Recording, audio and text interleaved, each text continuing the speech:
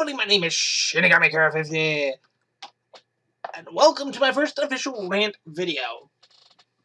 Now, in today's rant, I'm going to give you my own personal opinion about the anime series that can be currently found on Netflix, not sponsored by the way, called Ajin. To start off, Ajin is an animation series from Japan, and it is classified as an action drama animation. Recently made, can currently be found on Netflix. And the story, yes, that's a good story.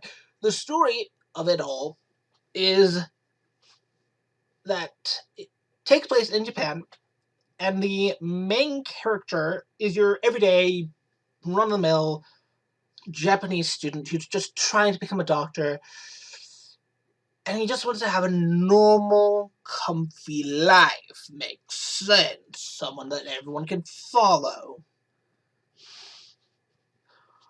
When his world is flipped upside down when he finds out that he is in fact an Ajin. Now, for those of you going, what's an Ajin? You obviously have not seen it before. An Ajin is basically an immortal being. And there are two types. The first type is a normal type. Like I said, they're immortal. Nothing can kill them. The only known way to kill them is to cut off their head. Because they can regrow their cells. But if you have seen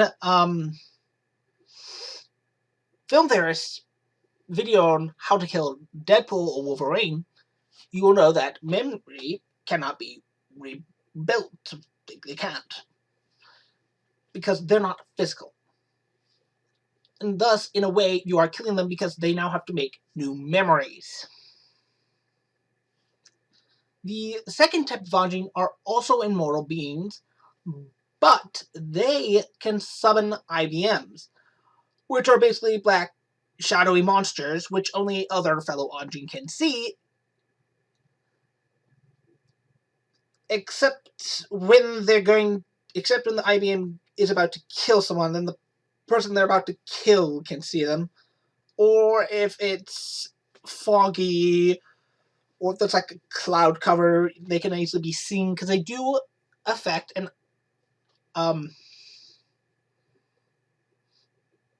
they are limited by physics. They are limited by physics on what they can do, even though they can jump extremely high. Some of them do have wings. There are some that are different. Actually, each one is different. Each special one has their own IBM. And the story is basically one of survival, trying to stay away from the government because the government is hunting them down, because immortal beings who, no matter what you do, can't die sounds like a good thing to use for an experiment. And since there are so few, they don't really count as humans because they're immortal, and some of them can summon IBMs. Do not ask me what that stands for. I cannot remember off the top of my head. Anyways, yeah, the first season is one about survival. Him trying to run away from basically being an Ajin, trying to hide. Because again, they are human beings, they're just immortal. So they can hide in plain sight.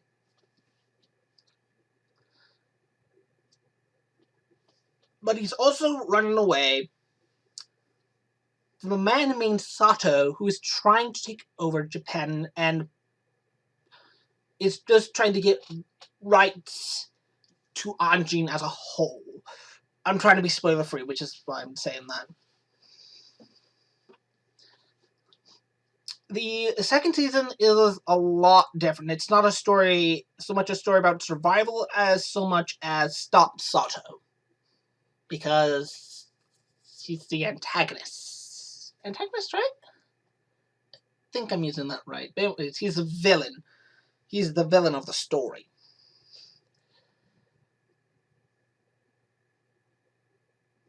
Anyways, that's the plot, basically. It is made by Polygon Pictures, so if you've ever heard of them, you know that the people are fake as shit. It's not your typical anime style. It doesn't look anything like Fairy Tail, Naruto, Dragon Ball Z. It doesn't look like anything like that. It doesn't. So animation-wise, it's unique, but it looks CGI. It looks fake. The backgrounds are nice, but the people themselves and objects that are interacted with are just fake. Polygon Pictures is also known for Knights of Shinidonia. I don't know if that's still on Netflix. That's another direct by itself, too. Don't watch season 2 of Knights of Shinidonia. Don't. It goes in a weird direction. Anyways. My own personal thoughts on it? I love it. I do. It is a fantastic series. Again, it gets low for the animation. It gets a low score for animation. But it's definitely unique. It's a new idea. It's basically the only difference between this world and the world of Ajin is, again, the immortal beings and thus the technology to stop an Ajin. So they have a bit more advanced dart guns, because the only way to bring down an Ajin is with a tranquilizer. Very, very strong tranquilizer, but nonetheless a tranquilizer. But again, it's very new, because it's kind of like the story of One Punch Man, of a superhero of sorts. Well, no, it's the Saitama is very normal, and well, he's trying to find someone to beat, and he's just looking for a good fight. Never mind, it's nothing like One Punch Man. It's nothing like One Punch Man. Yeah, but still, I love it. I don't know what else to say really about it. Again, you can find on Netflix. It has 2 seasons. So Polygon didn't say, fuck you, and just make 1 season. It did answer a lot of questions. For shippers, there is a bit of a ship war in there. It's a very small one, very small. It's kind of like a triangle, except it's missing its third side. There's no third side. I mean, the guys kind of hate each other, but he works for him, and he doesn't really have feelings for her. I mean, as a boss and a friend, she views him as like a savior, because he did change her life in a good way. But again, shippers, yeah, there's only 2 real ships in there. I mean, I'm sure if you're a hardcore shipper, you could find more. Actually, there's possibly the third, the sister, and the best friend. I could see that. I could see that. But yeah, that pretty much ends this rant video. I will see you all next time. Please do not forget to like and subscribe. And again, if you have an idea for a rant, please leave it in the comment section below. And I will see you all next time. Bye!